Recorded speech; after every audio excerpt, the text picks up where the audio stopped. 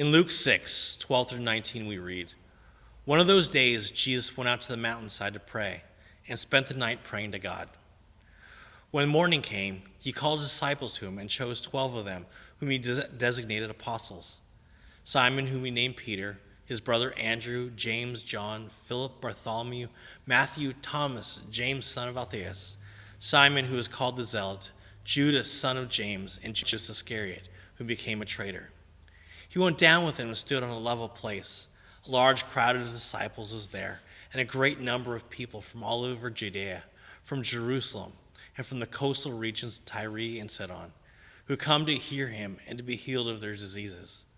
Those troubled by impure spirits were cured, and all the people all tried to touch him, because power was coming from him and healing them all." These verses teach us the model of what we should be as leaders. This model is based on a triangle in which all three lengths and angles must be the same. This shows the vital importance of each one. On the first side is our time spending our own spiritual formation and relationship with God. Jesus goes to the mountainside to pray. How often is our own spiritual batteries recharged? The second side is the relationship with those within the church or our new worshiping community. Do we spend adequate time with those we are in community with? Jesus spent time and invested with his disciples. Finally, how much time and energy are you spending outside the church walls and the community? Jesus models this also for us in these verses.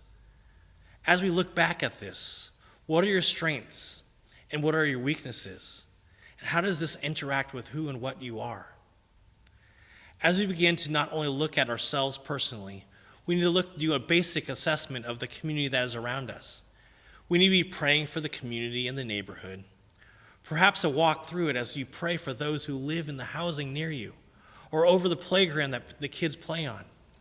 Many ask for what they should be praying for. Pray that God is being revealed in this community to those that are around it.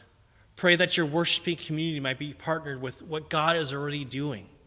And pray that you're able to see and feel for the community like God does.